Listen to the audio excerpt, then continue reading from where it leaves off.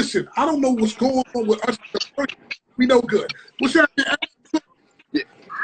I can barely hear you. Can you hear me now? Yeah, I hear you. I hear you. What's good with you, man? How you feeling?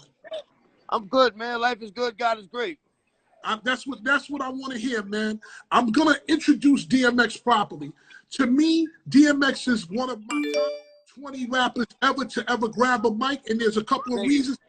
We'll get into that momentarily. I've known for at least 20 years, anywhere from 20 to 25 years. The two things that come to mind when I think about DMX are the following. The first time I ever met DMX, he came to Hot 97.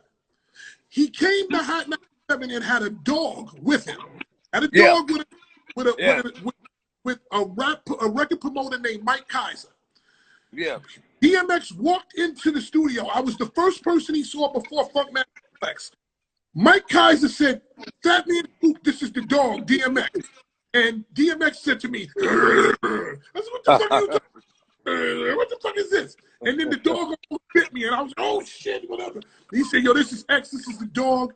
And you walked into Funkmaster Flex's studio, and you gave us the record, "Get At Me, Dog." Yeah. 2 weeks later, that record was a record. The second major memory I have of DMX is he has a choker on around his neck. How old that choker is. But one day, myself and DMX were talking. Dog chain. It was a dog chain. It was a dog chain. Right, it was a dog chain. And yeah. Yep. And we were talking one day, that me and you were talking, and you were talking about when you were in the Tunnel nightclub.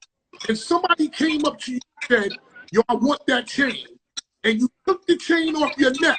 You took the chain off your neck, you wrapped it around your head. And you said, nah. I don't remember anybody ever asking for something that I had on. It would have been a situation right then and there. You told me that you took the chain off your hand, off your neck, and wrapped it around your hand, and you put it in the.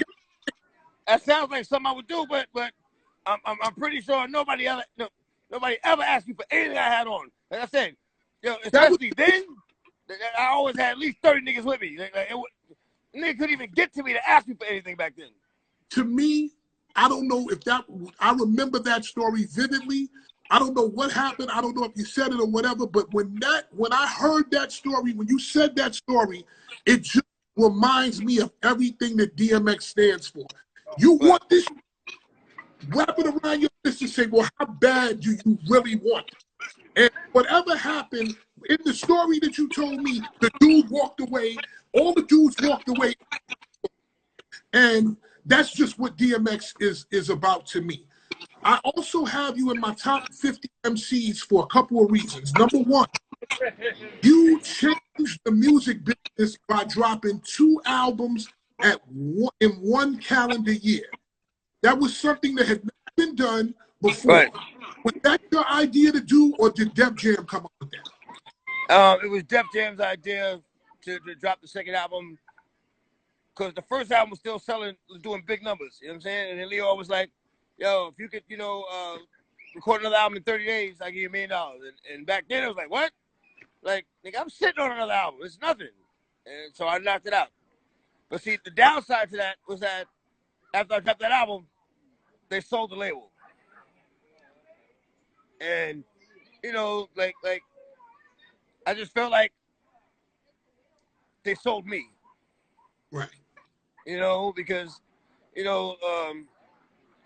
Leo had told me, from his mouth, he said, like, "Yo, I inspired him to continue doing what he was doing." And then for him to tell me that, he lost his love for it, but that I inspired him to continue to do it, yo, that made me poke my chest out. You know what I mean? I was like, that's what's up. That's what's up. That's what's up.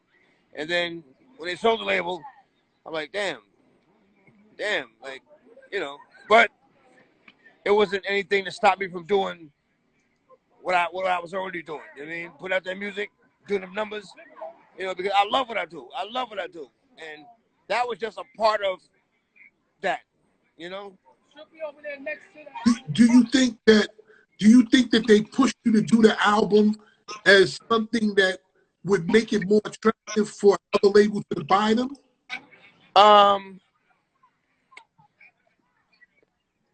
Pretty sure it was, but like I said, it really didn't matter because I'm gonna do what I do. You know, it's making music. You know, bang them joints out, crank them out, and you know, it's coming from a real perspective.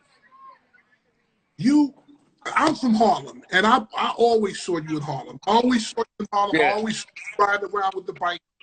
Who was the person whose idea it was to connect bike culture with DMX? To do what?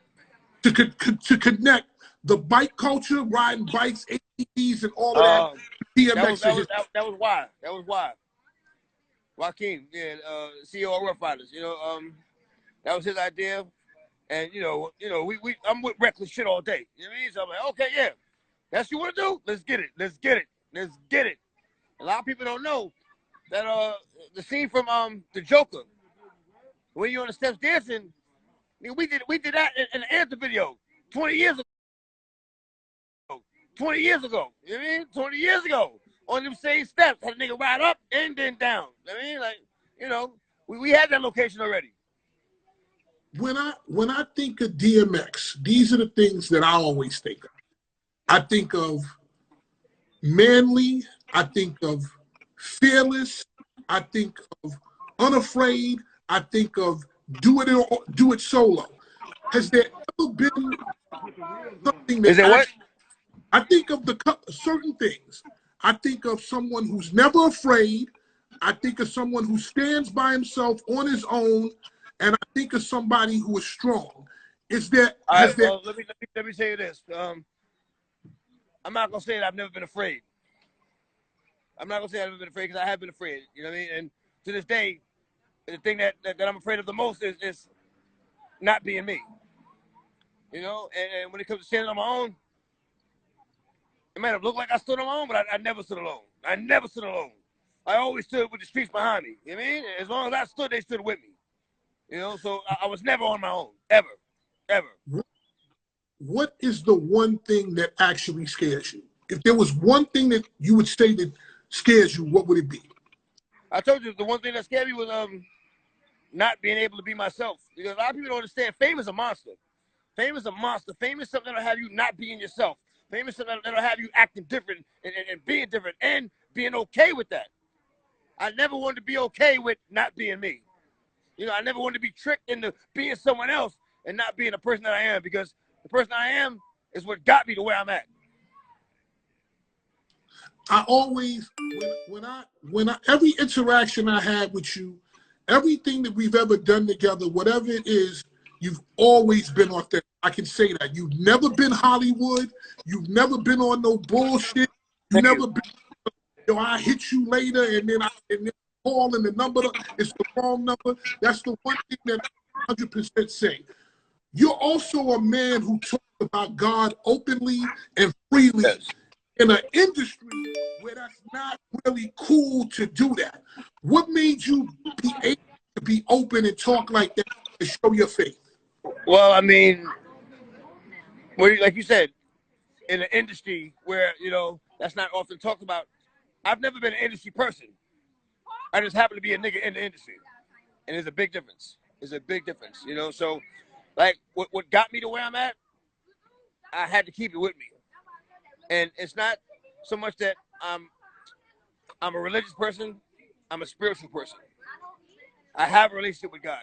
I mean, and when I'm at my lowest, my faith is the strongest. And a lot of people don't understand why that is, because like it's that those times when God can show up and get you through the roughest times you've ever been through.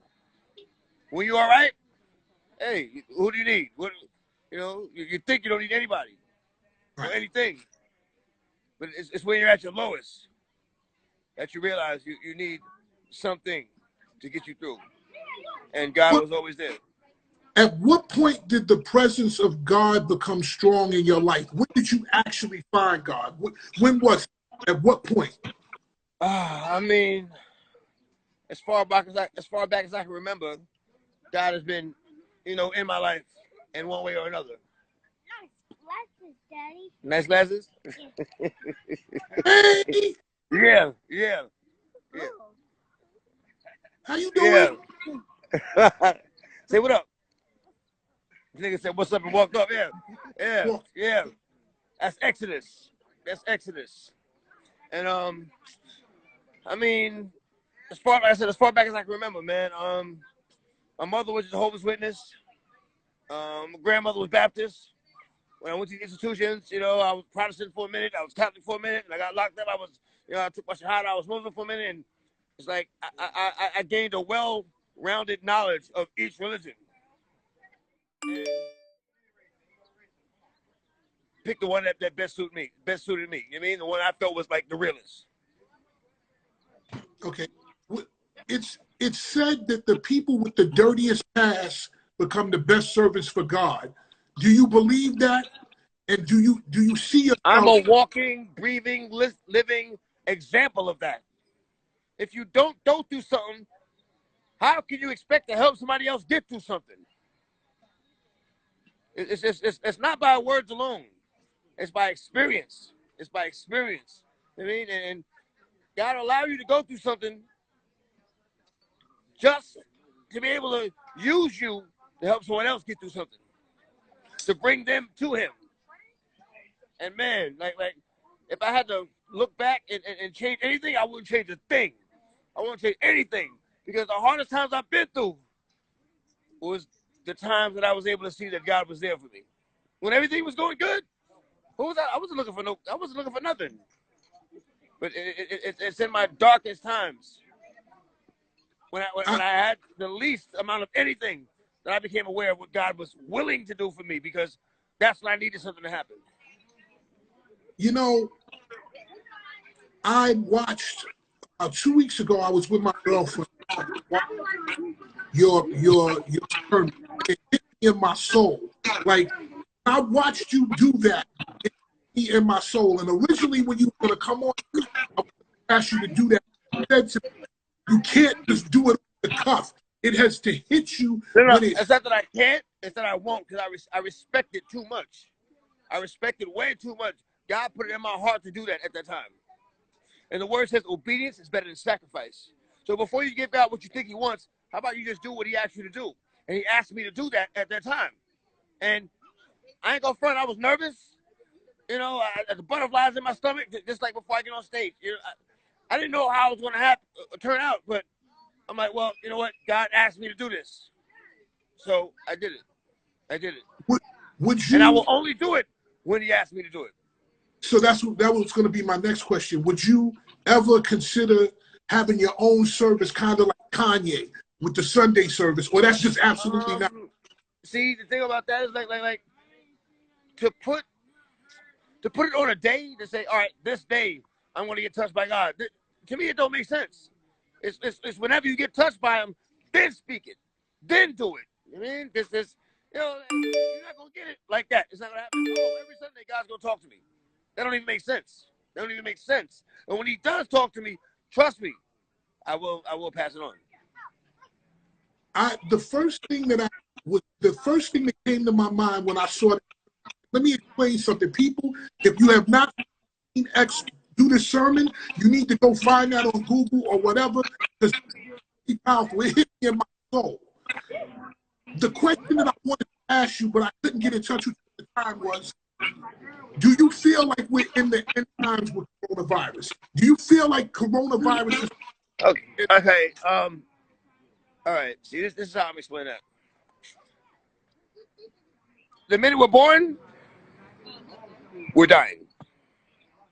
The minute we're born, we're dying, because we're taking step towards our death. Nobody knows when it's actually going to be or specifically going to be, but the minute you're born, you're dying. So, of course, when you look at it like that, yeah, we're moving towards the end of days. Nobody knows how many days we have left, or what's going to happen to end our days. But yes, we're definitely going towards the end of days. Okay, because for me, when I look at this, I see coronavirus. I see dudes talking about microchip, and to me, microchip ain't nothing but the mark of the beast. Where they lose me. When I look at this, the coronavirus, I see them trying to throw microchips on you, which is the mark of the beast. I'm not about the mark of the beast. So that's why I'm feeling like it's the end time. I just want to know. Coronavirus is that's not going to be the end of the that's not going to be the end of the world. That's not going to be the end of the days. That's not going to be the end of the man. It's just something to make you aware of how fragile life is. And like I said before, it's during the most difficult situations that you become aware of what God is willing to do for you. We've lost some, but they're with God. So is that really a bad thing? I mean, we're human. So, of course, we're going to hurt when people that we love die, pass on. But they're in a better place. If we look at it along those lines, we'd be happy for them. We only hurt because we're going to miss them, because we're not going to see them again. But if you have that spiritual relationship with God, then you know you're going to see them again. You know you're going to see them again, because ain't a motherfucker that's been born that ain't died yet. That's true. That is 100% true. We're all going to get there. We're all going to get there. What determines where you go is how you live your life. What you do with the gifts that God gave you. What you do with them. See, for me, and people, just in case you're just tuning in, we're talking to DMX. I do this every night on Instagram Live at 7 p.m. Celebrity news, interviews, of course, people like DMX, news, gossip, everything. I looked at my personal opinion when they started pushing that they wanted to do the micro pool and instant sweeten and this. Say it again. When they started pushing for the last 6 to 8 weeks, they've been pushing the microchip. Oh, you can go here and you can have the microchip in your skin and you can get in the door and you can turn your arm. Yeah, I don't know nothing about that, dog. I don't know nothing about that. That's what my walk is amongst the people. My walk is amongst the people. My talk is to the people. All that other shit that they doing, I'm not worried about that, because my faith is strong. My faith is strong. I'm not worried about what man does. I'm not worried about what man does. Do I got a mask? I'm not worried about what man does. I'm not worried about what man does. At the end of the day, it will be God's will. The word says, thy will be done. Well, I'm going to tell you like this. I believe exactly what you're saying, and I am a man of God myself, and that kind of shit, they could leave me with that. I'm not about that life. I ain't fucking with it. And like you said, thy will be done, and I have to put my faith in God and walk through the fire, which way it's going. I'm gonna leave you with those with true faith, those with genuine faith, are not worried. I'm not worried, because even if you go, you're going to a better place. So I don't understand what the fuck is all of the come on. When it's time, it's time. You can't do a motherfucking thing to stop it. When it's time, it's time. The more you worry, the less you enjoy life. You know something? I can't even argue about that. I'm gonna leave you with two things, and then I'm gonna I'll talk to the people after this, because there's a lot of things that you said that were absolute gems. I would personally like to know why you do not want Say it again? I want to know why you don't want to battle Eminem. I think that's a great battle. I think you got the two. You know who I want to battle. I mean, I put it out there. I want to battle Jay. I mean, now, I was with Nori, and I was like, I did call him my arch nemesis. I didn't mean it like that. You know what I'm saying? Because we all cool. But when you say do it for the culture, what better matchup than that? What better matchup than that? You know? At the end of the day, listen, I'm not worried about anybody. My catalog is crazy. My catalog is crazy. I'm not worried about anybody. You know what I mean? But you know who I'm going after. Okay, so let me ask you a question. And this goes into the second question I was going to ask. Was there ever a battle between yourself and Jay-Z? Because there was rumors that actually happened in a pool room. I don't know if it was in y'all. Yeah. Instead of asking me, ask him. I want to know the result. I'm here with you. I want to know. I mean, you heard about it, so you already know what the answer is. But instead of me answering that question, ask him. Ask him. Let's put it like this.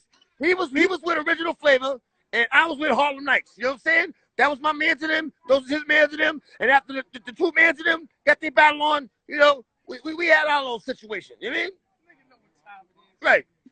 Right. Put it like this. I ain't never lost a battle. I'm a battle rapper. I'm a battle rapper. I ain't never lost a battle. Ain't a motherfucker breathing ever say they wrap me up in a battle. Ever. Can't be serious. Listen, I personally... I started off battle. My first rap was a battle. What? Nigga, my first one. The first thing I wrote was a battle rhyme. Come on, son. I do this for a different reason. X, I think that if you battle Jay on Instagram Versus, it will literally break the internet. It will break the internet. I will listen, I don't know what it's going to do. And I'm not really worried about what it's going to do. But I know people would love to see that. Well, I would love to see it. I know the fans would love to see that because we're at a time where, we can't do shows. We can't do appearances and all that. So, I mean, when you talk about doing for the culture, hey, what better situation to have? What better? I'm telling you, that'll be the one. Okay. You are on my top 50 MC. Don't misunderstand. Like I have a tremendous amount of respect for him. You know what I mean? Right. That's why I'm like, all right, it had to be with him. You know what I mean? It has to be with him. You know what I mean? Because I do respect him. And, his lyrics is crazy. You know what I mean? Like Reasonable Doubt. Man, I knocked that in the whip. Friend of the phone, yo, take your biz. You tend to dope? All right, there it is. Yo, I fuck with Jay. You know what I mean? Okay, so you got to look at it this way. You've got X gonna give it to you, Party Up, Get At Me, Dog. You got a million different records that you could go. He got a million different records that he could go. What are your 5 records that you would just absolutely bring into that battle? What are the 5? You know what? I'm not even gonna do that. That's you asking me to show what bullets I got in the gun, nigga. I ain't gonna do that. Come on. We don't do that. I gotta ask. Now, last question. Again, like I said, you're in my top 50 MCs. You're actually in my top 20 MCs. Being one of the top 20 MCs. I'm feeling some kind of way. Just the top 20? Okay, so here we go. Hold on. We got their own opinion. Hold on 1 second, X. Hold on 1 second. So let's go here. Let's go here. Hold on 1 second. So Rakim, Cool G Rap, Big Daddy Kane, LL, Melly Mel, Grandmaster Cass, Slick Rick. All right. Hold on. All right. You doing that? Okay, I get it.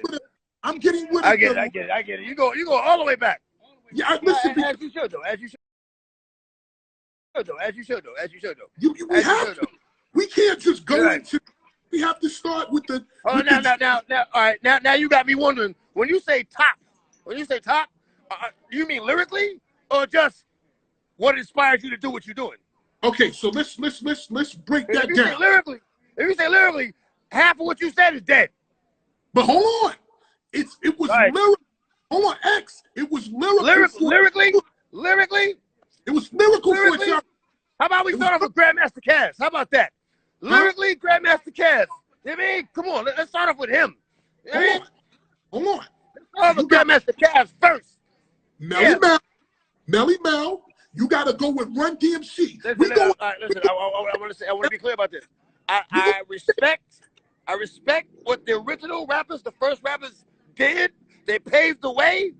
But when you talk about lyrically, I mean, look how rap started. Hip hop, hippie, did it. What the fuck is a hippie? But you gotta respect. I mean, you say lyrically. Well, we talking lyrically. We're not talking in the time zone because Grandmaster Cass was dope back then, and what he's saying back then is hot now. So X, listen to this. Well, I rock the mic. This is what I said about Dracula, the Living Dead. Come on. That nigga was dope. He was a storyteller back then. Okay, so listen to this. Rakim, Cool G Rap, Big Daddy Kane, LL, Finesse, Nas, Black Thought, Fabulous, Jadakiss, Slick Rick, Fred the Godson, Raekwon and Ghostface, Biggie, Stacey, Slick Rick, KRS, Lloyd Banks, Big L, Eminem, DMX, Drake. Lloyd Banks.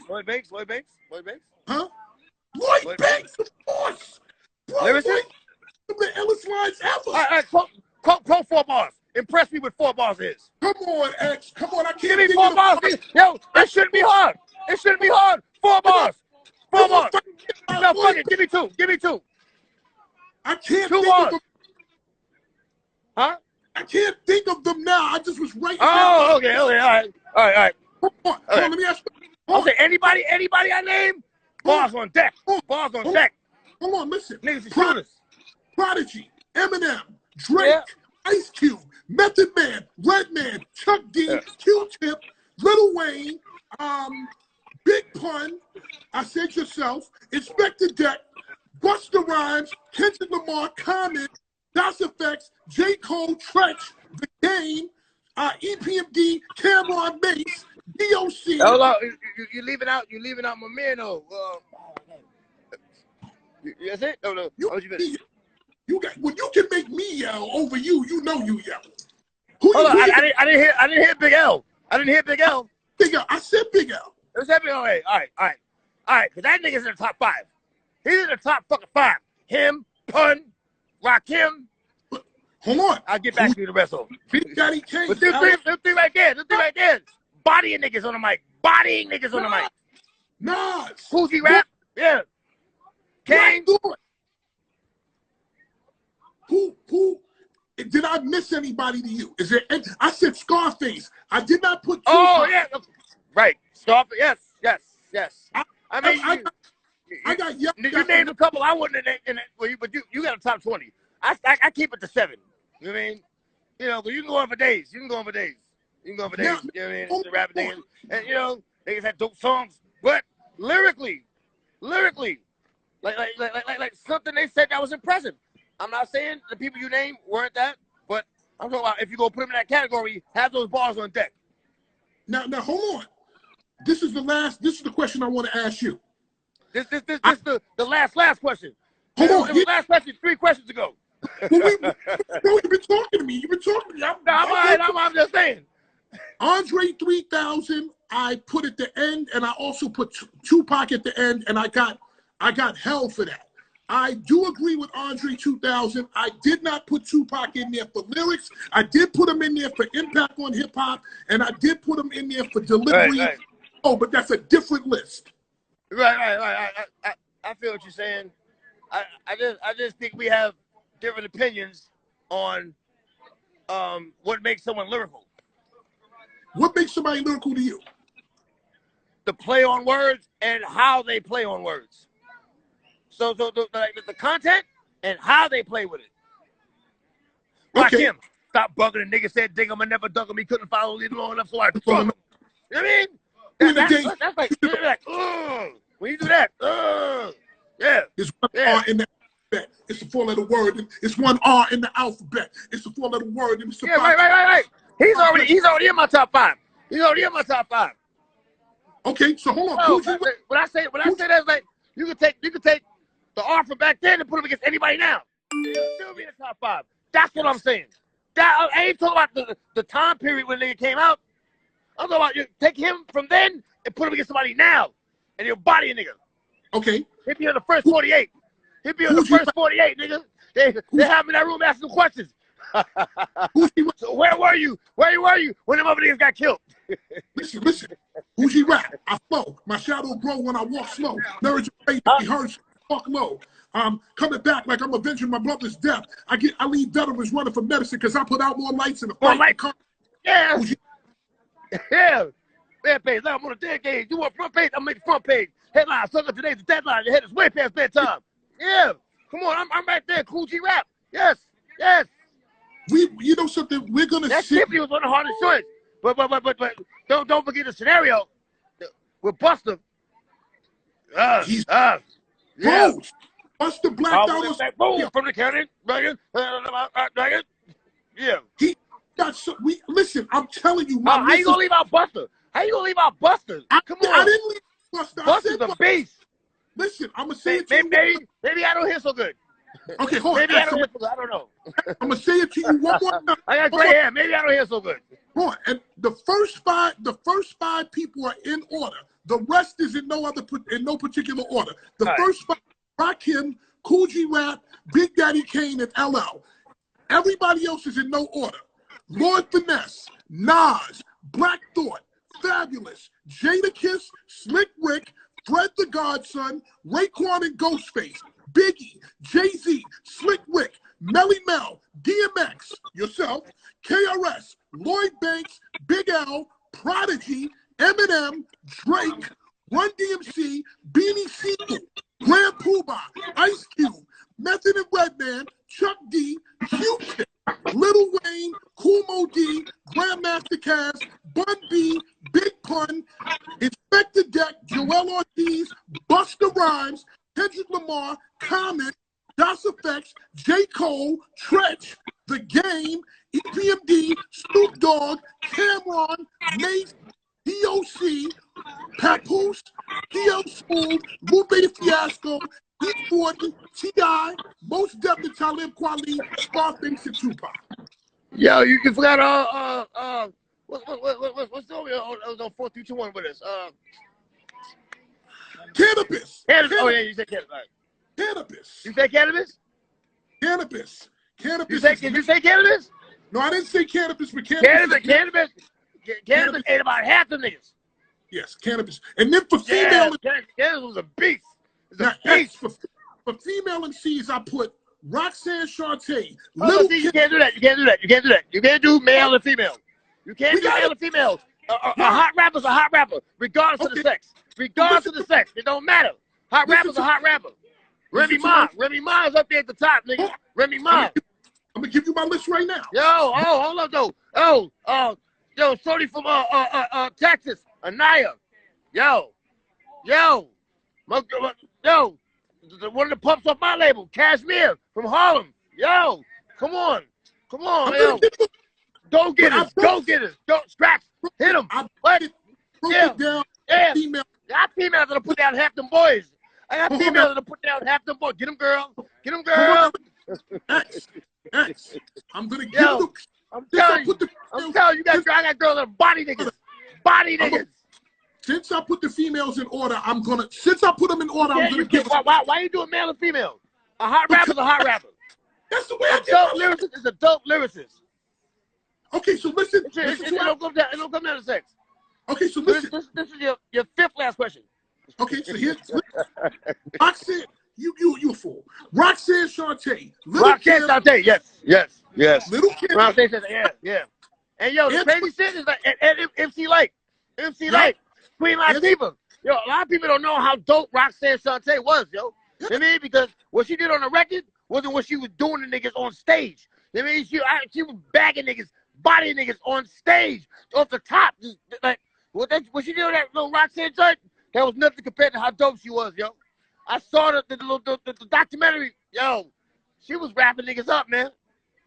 Queen Latifah. If I'd have met her back then, I'd have married her. I'd have asked her to marry me.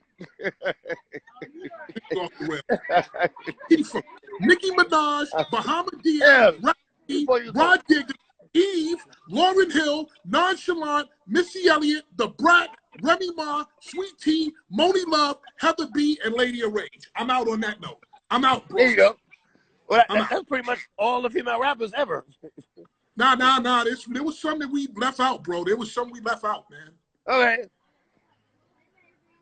On that note, is there anything you want to say before you walk out the door, bro?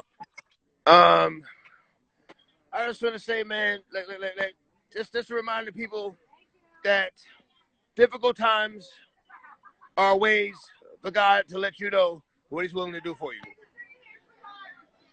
All right. Simple, man. I'll leave with that. People, don't forget, every night, 7 p.m., I interview someone on my Instagram Live. Everything. DMX was here tonight. He was good enough to come on a Sunday. Bro, I just want to say I love you. Love you too, my nigga. I'll send you something on Monday. I got something. Yeah. When you come to Hype Man, ain't nobody fucking with you. Ain't nobody fucking with you, nigga. Real shit. You ain't gotta say one rhyme, you get the party hype. What? All night, nigga? What? Over to your ass. Be quiet. Yeah. Legend, nigga. Legend. Real shit. Love you. Love you. Love Be you too, safe, buddy. bro. All right. That's my love him. What? That's my brother.